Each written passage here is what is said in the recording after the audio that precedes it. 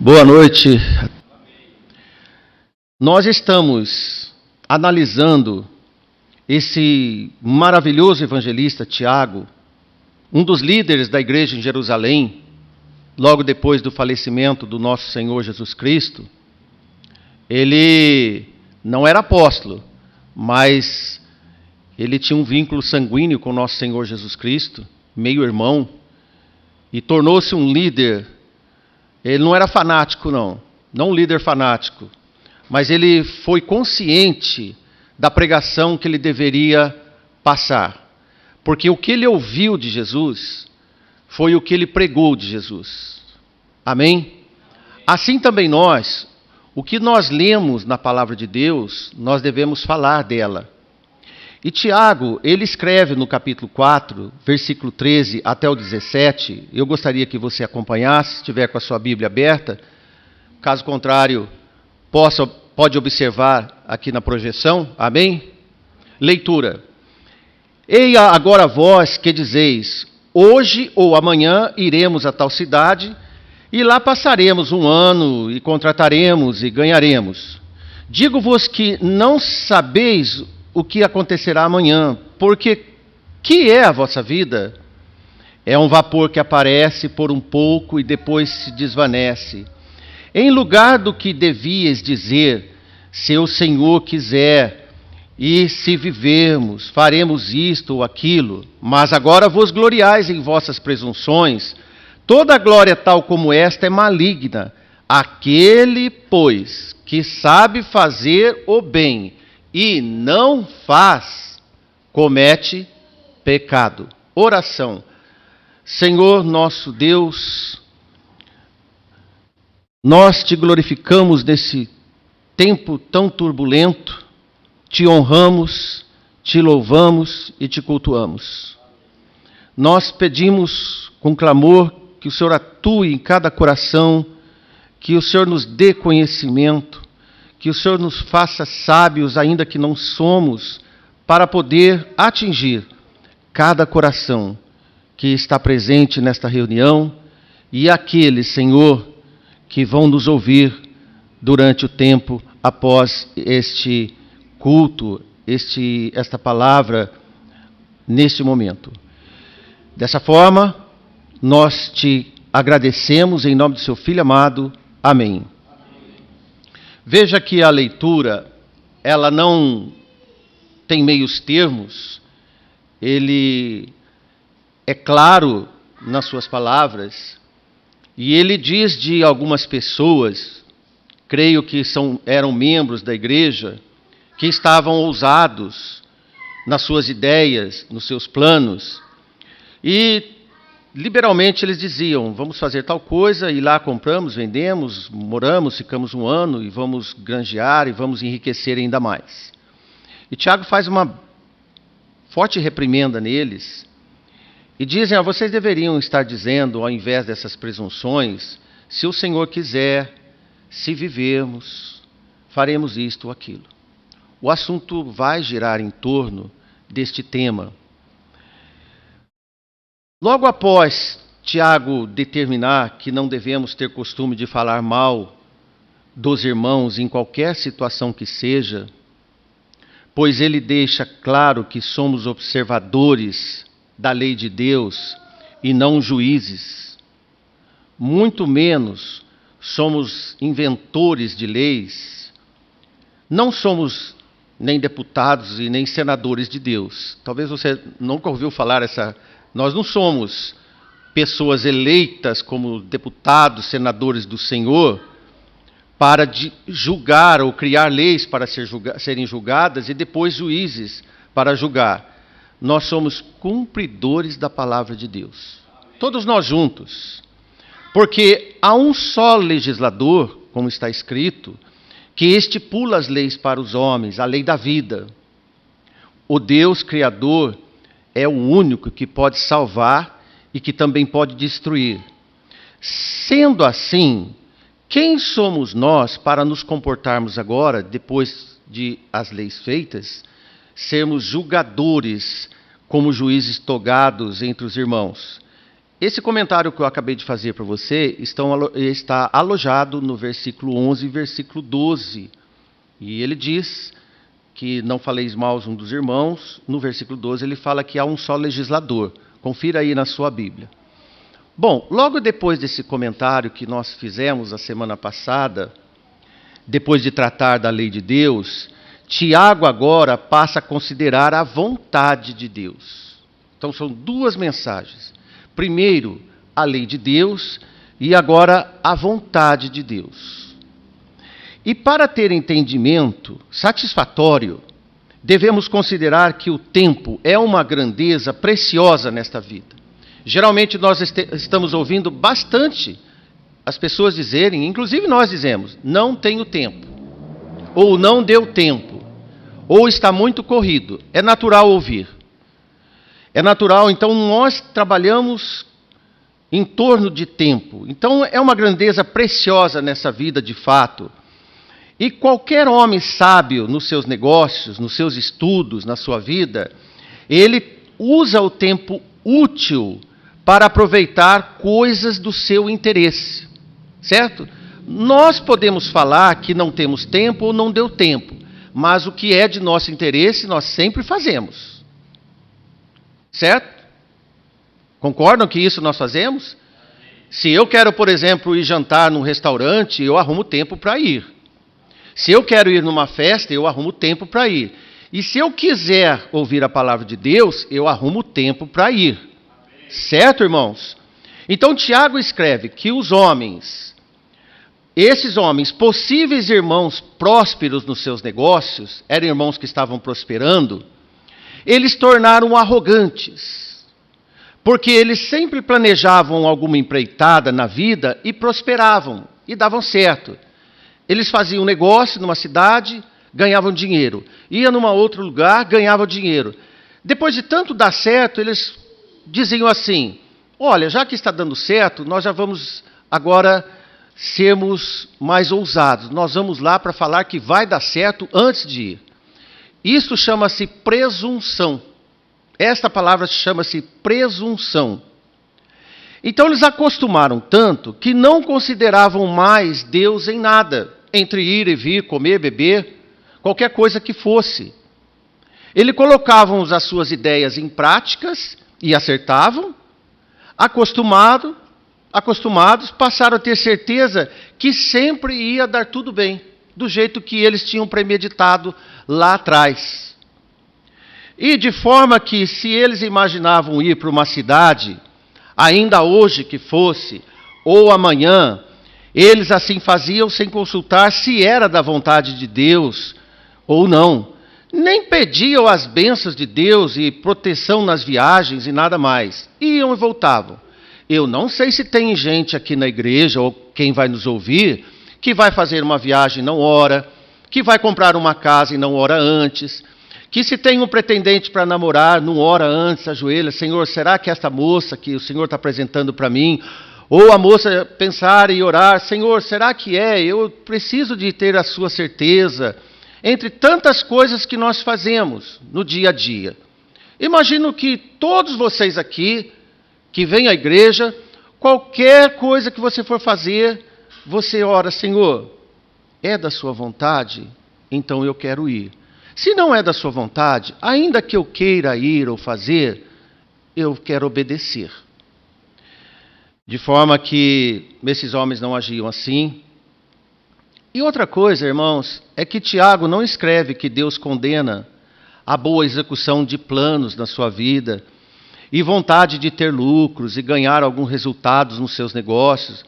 Honestamente, a palavra de Deus não condena o homem prudente ou a mulher prudente. Qualquer que trabalhar no suor dos seus dias e aumentar o seu campo de renda, que mal tem ganhar, lucrar por um trabalho honesto? Não tem nada demais. Por exemplo, Abraão, o patriarca, e Jacó, eles eram ricos, multiplicaram as suas riquezas, como diz, os bens das suas casas eram incontáveis. Mas, irmãos, o importante é com ou sem riqueza, Deus estava com eles. Não importa quanto você tem no bolso agora, ou quantos registros de imóveis você tem no cartório, ou quanto você tem no banco. Não interessa isso para nós. O que é interessante é se você tem o Senhor na sua vida. Amém? Amém? Este é o recado. E Salomão, que era um homem rico, mas muito rico, ele escreveu em Provérbios 14:8: a sabedoria do prudente é entender o seu caminho. Que interessante. A pessoa que tem prudência na vida, ela sempre entende para onde vai. Ela sempre entende o que está comprando, porque Deus abre as portas, Deus arredonda as coisas para ele. O coração move para que as coisas aconteçam. No dia do seu casamento ele está alegre. No dia que nasceu um filho, ele está muito alegre, porque sabe que é uma herança que Deus está dando. E Salomão escreve: quem é prudente, ele tem uma sabedoria para entender o que está acontecendo na vida. Ah, olha, irmão, se alguém está na igreja e vive, olha, eu não sei o que está acontecendo, uma hora vai, outra hora não vem, eu não tenho um norte, não tenho uma certeza. Apesar dos sofrimentos, das dificuldades, ele tem certeza que Deus está com ele. Isso é muito importante. Então, trabalhar, organizar os negócios e lucrar, como nos dias de hoje, sempre foi assim. Deus abençoa o trabalhador, é bíblico. O negociador de preço justo e honesto, é bíblico. Crente não necessita de voto de pobreza para ser mais santo. Tem gente que acha que quanto mais pobre é, mais perto de Deus está. Não, irmãos. Não. Você precisa primeiro buscar o reino de Deus, como Jesus nos ensinou, e a sua justiça, amar a Deus sobre todas as coisas e o próximo a si mesmo, ser um justo trabalhador. E eu posso te dizer, não é teologia da prosperidade, Deus vai te dar fartura. Amém. E você sabe o que é fartura para um crente? É estar contentado com o que Deus deu. Amém. Não é o volume, é o coração contente.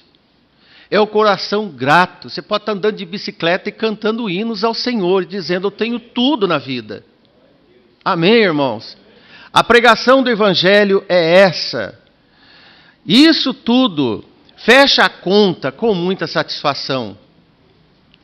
E se dar por satisfeito na riqueza e na pobreza. Parece que tem alguém casando aqui hoje, né? Que é um voto. Se dar por satisfeito na riqueza e na pobreza. E a palavra nos diz assim: em tudo dai graças. Em tudo dai graça. Você pode estar no leito do hospital. Falou: Senhor, eu quero te agradecer. Porque eu não estou aqui a não ser pela sua permissão. Irmãos, você que está nos ouvindo, acomode com a capacidade que Deus te deu para que tenha uma vida quieta e sossegada. Não procura confusão. E quem tem acima das suas necessidades, ajude o necessitado. Isso vai te dar mais prazer ainda, porque a Bíblia diz para nós que é melhor dar do que receber. Amém? E nós podemos retornar agora ao nosso eixo do nosso comentário que nós lemos em Tiago. Então, Tiago instruía os irmãos mais prósperos nos seus negócios para terem o mesmo zelo que eles tinham no seu trabalho lucrativo, para ter também a mesma aplicação e devoção nas coisas celestiais. Considerando que o tempo total deles era exclusivo, empolgados naquele negócio deles, nas coisas dessa vida, pois eles não estavam aplicados nas orações, porque Tiago mesmo diz que eles não consultavam o Senhor. Podemos ver que eles não eram homens de orações, eram homens voltados para os negócios. Eram materialistas. Porque quem não ora, não lê a palavra de Deus, não vem à igreja, torna-se materialista. Sem nenhum pensamento em Deus ou consultar a vontade de Deus. Nós não podemos afirmar, irmãos, que esses irmãos são os que iniciam no capítulo 5, se você quiser dar uma olhada rápida, veja que Tiago está falando de alguns ricos avarentos que judiavam dos pobres. Nós não vemos ligação entre esses homens, irmãos prósperos, e aqueles ricos que feriam o pobre, mataram o pobre, diz Tiago. Então vamos esquecer do capítulo 5 e tratar desses que nós entendemos ser estes homens. Porque Tiago estava dizendo assim, olha, quem faz planos apenas para este mundo, não invocará a presença de Deus. Guarde. Se alguém de nós aqui faz planos só para esse mundo, por que você vai chamar Deus? Não será preparado para o dia do Senhor. Não dará oportunidade para a sua própria santificação. Porque quanto mais presença de Deus, mais santificado você fica. E era o que acontecia com eles. Eles gloriavam-se nos seus pensamentos, nas suas conjecturas. E aí vem a palavra, nas suas presunções. Presunção, na verdade, elas são ideias de exageradas confianças. Aquela pessoa que diz, eu confio em mim, eu sei o que eu estou fazendo. Já viu gente assim? Espero que não seja nenhum de nós. Pode deixar que eu faça, que isso eu tenho muito domínio. Isso chama-se presunção. Aliás, nós temos um irmão aqui que é exímio nadador. Mais morre afogado quem sabe nadar bem do que aquele que não sabe nadar, que nem perto d'água chega. Geralmente é assim. São os ousados, os presunçosos que têm problemas. Então, era o que acontecia com aqueles homens. Eles gloriavam nos seus excelentes resultados. Sempre assim. Se você é uma pessoa que está tendo excelentes resultados nas escolas, nos estudos, e cuidado, fala para o Senhor, Senhor, eu estou tendo bastante resultados bons, minha família é excelente, me ajude a baixar um pouco a minha bola, para que eu seja mais humilde um pouco, para que ao invés de eu subir neste conceito, que eu me esvazie e o Senhor tome conta. Tome conta, porque aí é o Senhor que está fazendo essas maravilhas na minha vida. Não sou eu próprio que estou evoluindo, é o Senhor que está me transformando. Porque senão você acha que você está evoluindo para melhor. Mas na verdade é Deus que está trabalhando e te abençoando. Esses irmãos passavam por essa situação. E Tiago diz que essas vaidades pretensiosas pelos sucessos terrenos são malignas. E veja no versículo 16, ele diz, mas agora vos gloriais em vossas presunções, toda glória tal como esta é maligna. Pode associar qualquer exemplo de vida, tal qual esses homens, Tiago diz, é maligno, é maligno. Irmãos, vamos falar um pouco sobre nós. Vocês devem lembrar de que os irmãos nossos, mais antigos desta igreja, que estavam entre nós, você já percebeu que eles eram mais fiéis, mais assíduos, mais temerosos, mais praticantes da palavra de Deus? Eram mais envolvidos com Deus, na sua simplicidade do trabalho na roça? Eles não eram envolvidos em negócios, nos benefícios do mundo, porque essa geração nossa atual, dos nossos jovens, anda deliciando muito com os recursos das suas comodidades, dos confortos, do supérfluo. E, por consequência, abandonam a fé com muito mais facilidade. Certamente, essas pessoas mais jovens são mais confiantes em si do que os irmãos mais antigos. Os irmãos antigos não tinham confiança neles, mas tinham mais confiança em Deus. As pessoas hoje presunçosas, elas têm mais confiança neles e desprezam Deus. E isso é um fato triste.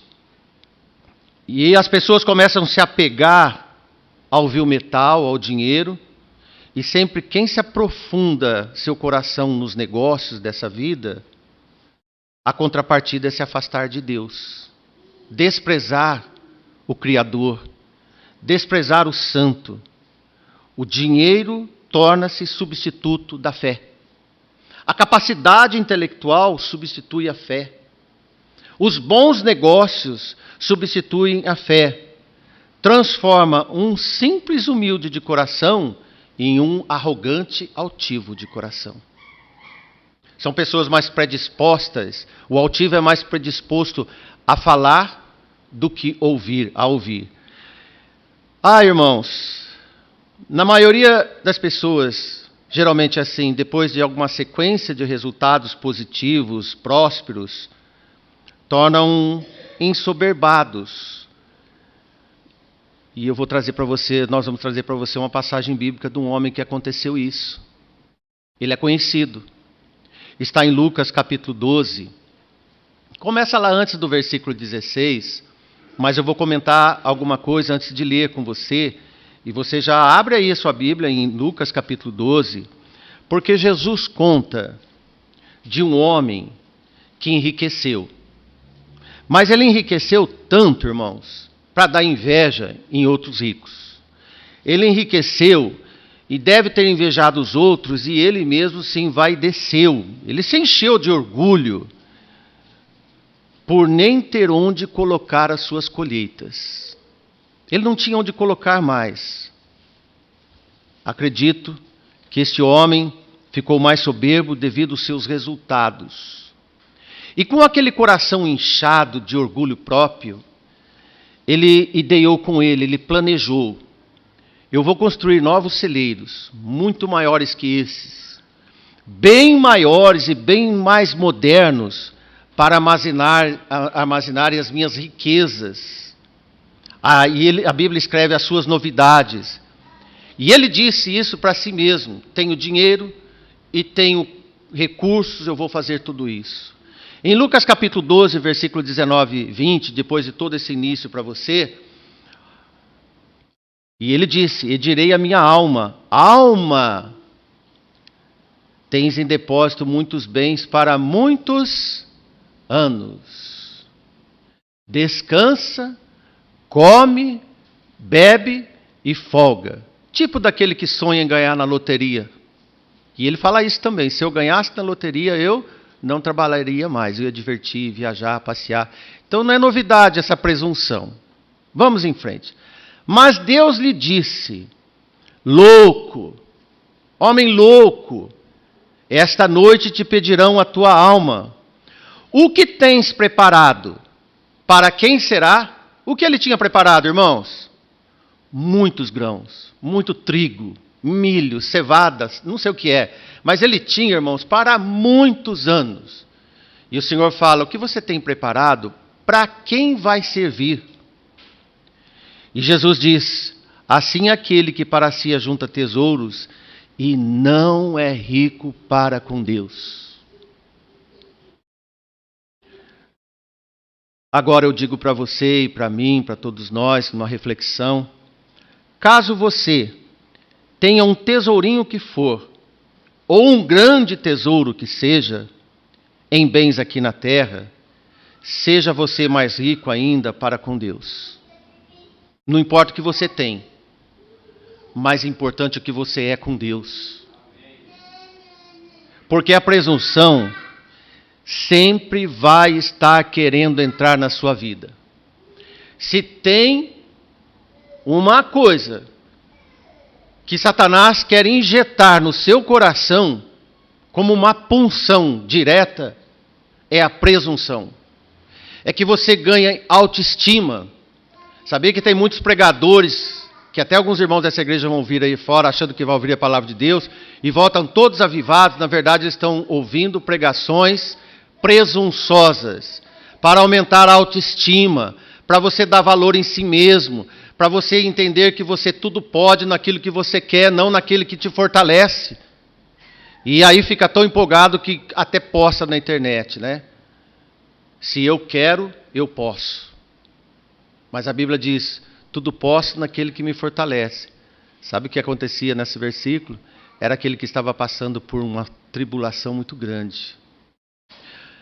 De forma que, com todas essas instruções conhecidas, muitos crentes ainda ousam dizer que vai fazer tal coisa, que vai fazer uso das suas presunções, na verdade, que do latim é simples, ideia antecipada.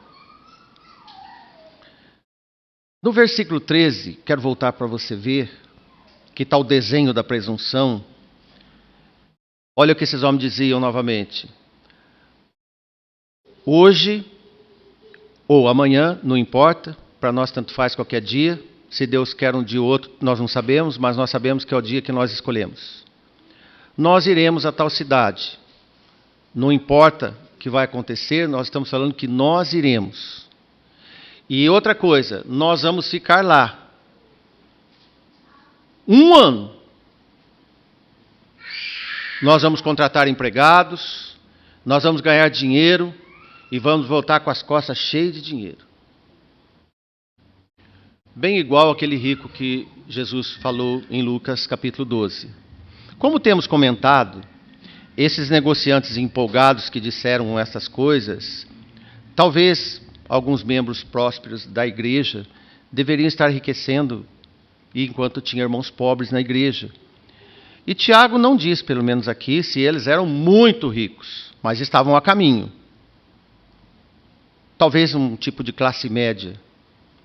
Sempre que há envolvimento glorioso de dinheiro entrando no bolso, por outro lado, haverá pouca fé no coração. Sempre assim. E de fato, irmãos, quando nós estamos empolgados com o brilho do dinheiro, o Deus Mamon, ele vai deixar empoderado no ir e no vir, no comprar e vender, e até prever coisas que ainda não aconteceram. E no versículo 14, Tiago passa um freio no coração deles, escrevendo: digo-vos que não sabeis o que acontecerá amanhã, porque o que é a vossa vida. Isso serve para qualquer um de nós. Nós não sabemos como nós vamos sair desse culto hoje. Nós não sabemos se nós vamos para casa e quem não jantou ainda vai poder jantar ou não. Nós não sabemos. E Tiago continua o assunto. Não sabeis. Não sabeis, irmãos, é o elo desta passagem. É o peso da balança. É o peso da consciência. Quando você breca qualquer empolgação de orgulho, de presunção, e você cai na vida real de quem você é, e você começa a saber que daqui a pouco você pode não viver, tudo vai mudar. Não sabeis é o futuro imediato, nem um segundo à frente dos seus olhos, sendo que de repente, numa fração de tempo, Deus pode mudar tudo e acabar com todos os planos de qualquer um de nós. E principalmente aqueles que se empolgam tanto, que estão soberbos na sua prosperidade. Seria melhor quebrar a arrogância, antecipando que esse dia chegasse, e enterrar a presunção deles. Em Provérbios 27:1 está escrito: não presumais do dia de amanhã, porque não sabeis o que o dia trará. É o que nós estamos comentando. O que Tiago falou para eles foi exatamente o que está escrito. É o que está escrito em Provérbios. Lembra-se, irmãos, que essa carta foi escrita aos judeus dispersos, das 12 tribos dispersos. E esses irmãos estavam se aventurando e se dando bem. Até aí nada errado, como já falamos para você. Mas com o tempo as coisas mudaram. E é natural, com tristeza, que crentes que eram tão fiéis, quando aspiram a alguma função em algum lugar ou começam a ter mais qualidade de vida, podemos dizer, um status social, ele já não tem mais tanto tempo quanto tinha antes de vir para a igreja. Então, essa pregação é muito forte para todos nós. Porque Tiago fala: vós não sabeis o que vai acontecer amanhã. Como todo futuro é incerto, como o amanhã é muito importante assumir a dependência de Deus, não só pelo amanhã, mas pela vida toda. Nós vamos entender o que é viver mais em paz. A paz nós encontramos quando nós depositamos as nossas ansiedades no Senhor. Não andeis ansiosos, diz a palavra de Deus. Crente algum pode ser independente de Deus. Os nossos planos devem estar debaixo da sua guarda, da sua consulta, da sua aprovação. Isto é comunhão. Ore antes. E nós pedimos, em nome do Senhor, com urgência, para que todos nós aqui tenham o hábito de incluir, como o Tiago diz, se Deus quiser. É uma frase tão característica de alguém que está no Senhor, e você pode usar em qualquer empreitada, seja pequena, seja média, seja grande.